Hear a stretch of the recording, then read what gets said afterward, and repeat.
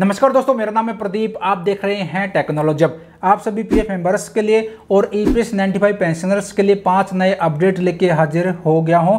1 bye 1 पांचों update के बारे में आपको कंप्लीट जानकारी मिलेगी। बट उससे पहले वीडियो को लाइक कर दो। लाइक करने में काफी कंजूसी करते हो और इस तरह के रेगुलर अपडेट अगर आप आगे भी पाना चाहते हैं, चैनल पर नए हैं तो चैनल को सब्सक्राइब जरूर कीजिएगा। अब चलिए 1 बाय 1 पांचों अपडेट मैं आपको बता देता हूँ, अच्छी तरह से समझा भी देता हूँ। तो पहला जो अपडेट है पीएफ धारकों के लिए है। पहला अपडेट ये है कि पिछले कई दिनों से काफी सारे पीएफ मेंबर्स को एक प्रॉब्लम आ रही थी। प्रॉब्लम ये आ रही थी, जब वो अपना पेंशन का पैसा निकालने के लिए only pension withdraw form 10C apply करते थे तो आगे का प्रोसेस नहीं होता था। यहाँ पर एक मैसेज देखने को मिल जाता था और इस मैसेज में देखने को मिलता था कि date of exit in respect of member is not available, यानी कि जो मेंबर आईडी है उसमें डेट ऑफ एग्जिट जो है अवेलेबल नहीं है, मेंशन नहीं है। और इस एरर की वजह से जो पीएफ अकाउंट होल्डर हैं वो अपना पेंशन का पैसा विड्रॉ नहीं कर पा रहे थे, हालांकि उनकी पीएफ मेंबर आईडी में डेट ऑफ एग्जिट मेंशन थी। और अब ये जो प्रॉब्लम है ये ठीक हो गई है। काफी सारे पीएफ मेंबर्स के मन में ये डाउट था, ये सवाल था कि यार मेरे पीएफ अकाउंट में क्या दिक्कत आ गई, मेरे पीएफ अकाउंट में क्या समस्या आ गई। तो आपके पीएफ अकाउंट में कोई भी दिक्कत नहीं थी, आपके पीएफ अकाउंट में कोई भी समस्या नहीं थी।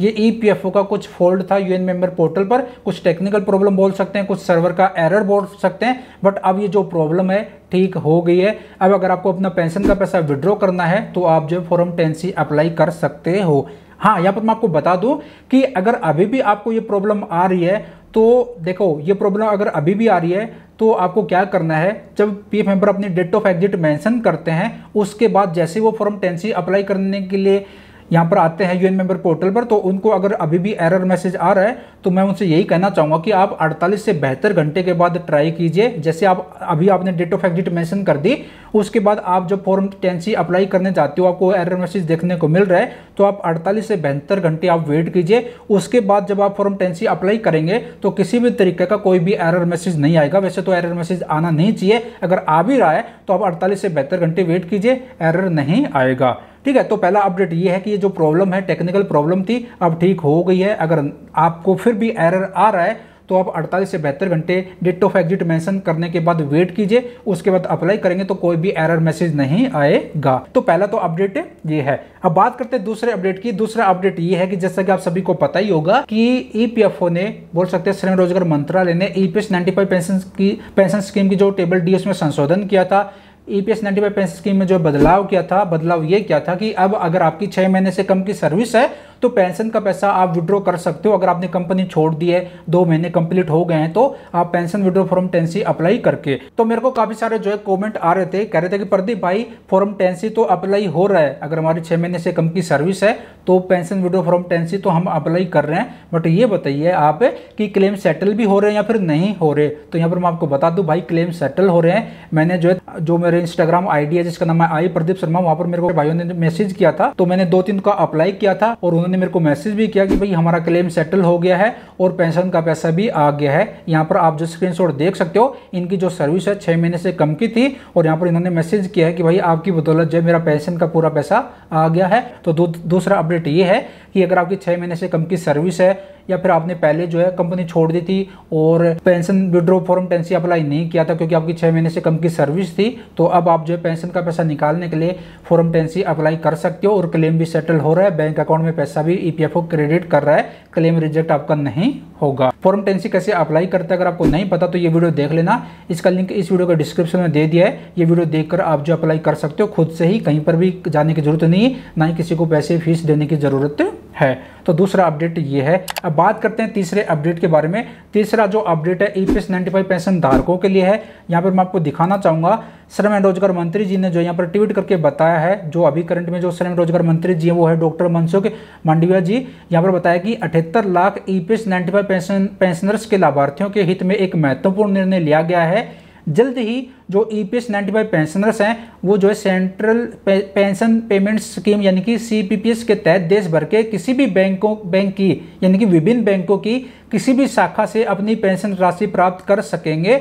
और यहाँ पर आप देखेंगे तो यहाँ पर श्रम और रोजगार मंत्रालय ने जो यहाँ पर जो है प्रेस रिलीज भी जारी करी है। यहाँ पर आप देख सकते हो श्रम और रोजगार मंत्रालय ने जो है प्रेस रिलीज जारी करी है, कब, 4 सितंबर 2024 को। इसमें बताया कि ईपीएस पेंशन भोगियों को 1 जनवरी 2025 से भारत में कहीं भी किसी भी बैंक और किसी भी शाखा से पेंशन मिलेगी। डॉक्टर मांडविया और यहाँ पर बताया है कि केंद्रीय मंत्री डॉक्टर मनसुख मांडविया ने ईपीएस 1995 के तहत पेंशन के लिए केंद्रीकृत पेंशन भुगतान प्रणाली सीपीपीएस को मंजूरी दी। इससे 78 लाख से अधिक ईपीएस पेंशन भोगी जो है लाभान्वित होंगे। अगले चरण में आधार आधारित भुगतान प्रणाली यानी कि एबीपीएस में बदलाव किया जाएगा।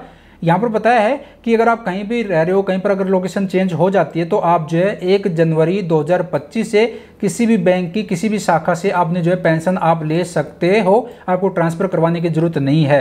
यहाँ पर आप देखेंगे तो यहाँ पर बता रखा है। बाकी इस प्रेस रिलीज का जो लिंक है मैंने वीडियो का डिस्क्रिप्शन में दे दिया है, दोबारा से रीड करना तो आप कर सकते हो। यहाँ पर बताया है कि यहाँ पर इससे जो है पूरे भारत में किसी भी बैंक किसी भी शाखा के जरिए पेंशन पाना संभव हो जाएगा।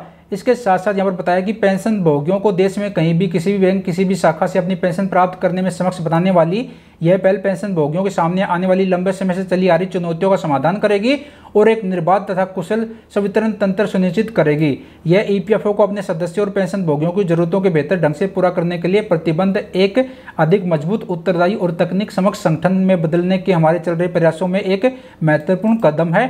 इससे जो है 78 लाख से अधिक ईपीएस पेंशन भोगियों को लाभ होने की उम्मीद है। और यहाँ पर आप देखेंगे तो यहाँ पर बता रखा है कि यहाँ पर कि पेंशन भुगतान आदेश पीपीओ को एक कार्यालय से दूसरे कार्यालय में स्थानांतरित करने की आवश्यकता के बिना पूरे भारत में पेंशन का वितरण सुनिश्चित करेगा। भले ही पेंशन भोगी अपना स्थान बदल देता हो या फिर अपना बैंक या फिर शाखा, यह उन पेंशन भोगियों के लिए बड़ी राहत होगी जो सेवानिवृत्ति के बाद अपने गृह नगर चले जाते हैं। ये जो सुविधा है 1 जनवरी 2025 से जो है लागू की जाएगी। इसके साथ साथ यहाँ पर देखेंगे तो बता रखा है कि पेंशन भोगियों को पेंशन शुरू होने के समय किसी भी सत्यापन के लिए शाखा में जाने की कोई भी आवश्यकता नहीं होगी और पेंशन जारी होने पर तुरंत खाते में जमा कर दी जाएगी पेंशन। इसके अलावा ईपीएफओ को उम्मीद है कि नई प्रणाली में जाने के बाद पेंशन वितरण की लागत में उल्लेखनीय कमी आएगी। बाकी इस प्रेस रिलीज का जो लिंक है मैंने वीडियो का डिस्क्रिप्शन में दे दिया है, दोबारा से रीड करना तो आप कर सकते हो। बाकी इस वीडियो को यहाँ पर रोक कर जो है आप रीड कर सकते हो। तो इससे ये होगा कि जो पेंशन धारक हैं, पहले क्या था ईपीएफओ का जो टाइप रहता था कुछ चुनिंदा बैंकों के साथ रहता था, उसी में पेंशन मिलेगी। बट अब जो है 1 जनवरी 2025 से आप किसी भी बैंक की किसी भी शाखा से जो पेंशन धारक है ईपीएस 95 पेंशन धारक वो पेंशन ले सकते हैं। तो काफी बड़ा बदलाव किया है ईपीएस 95 पेंशन स्कीम में। तो तीसरा अपडेट ये है। अब बात करते हैं चौथे अपडेट के बारे में। चौथा जो अपडेट है वो जो है यूएन एक्टिवेशन को लेकर है। भाई काफी सारे जो पीएफ मेंबर्स थे इस एरर मैसेज को लेकर काफी ज्यादा परेशान थे, वो अपना यूएन नंबर एक्टिवेट नहीं कर पा रहे थे। जब वो अपना यूएन नंबर एक्टिवेट करने जाते थे तो कुछ इस तरह का एरर मैसेज देखने को मिलता था। यहाँ पर बताया जाता था कि you must agree with the disclaimer, please select check box. बाकी जो है चेक बॉक्स को सेलेक्ट कर भी देते थे, फिर भी जो ये एरर मैसेज देखने को मिल रहा था। तो इस एरर मैसेज की वजह से जो है पीएफ मेंबर अपना यूएन नंबर एक्टिवेट नहीं कर पा रहे थे। और ये जो एरर मैसेज है सभी पीएफ मेंबर्स को आ रहा था जो भी अपना यूएन नंबर एक्टिवेट करने जा रहे थे। तो ये भी एक टेक्निकल प्रॉब्लम थी, ईपीएफओ की वेबसाइट का सर्वर का कुछ इश्यू था। तो ये प्रॉब्लम भी अब जो ठीक हो गई है, अब आप अपना यूएन नंबर जो है एक्टिवेट कर सकते हो बिना किसी एरर के। अगर आप कहोगे कि यूएन नंबर कैसे एक्टिवेट करते हैं, लेटेस्ट प्रोसेस की एक वीडियो बनाइए तो मैं बना दूंगा आप, बट कमेंट बॉक्स में कमेंट करना पड़ेगा। तो चौथा अपडेट यही है कि ये जो एरर मैसेज आ रहा था यूएन नंबर एक्टिवेशन का, ये अब हट गया है। अब अपना यूएन नंबर आप जो एक्टिवेट कर सकते हो। अब बात करते हैं लास्ट और नंबर 5 अपडेट के बारे में। तो भाई लास्ट और आखिरी अपडेट भी जो है पेंशन विड्रॉ को लेकर है, पेंशन विड्रॉ फ्रॉम टेंसी को लेकर है।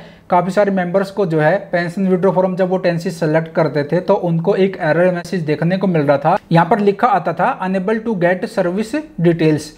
जब भी फॉर्म टेंसी अप्लाई करते थे तो जो ये एरर मैसेज देखने को मिल रहा था। तो भाई क्या ही बताएं यार, यूएन मेंबर पोर्टल पर जो है आए दिन कुछ ना कुछ प्रॉब्लम आती रहती है।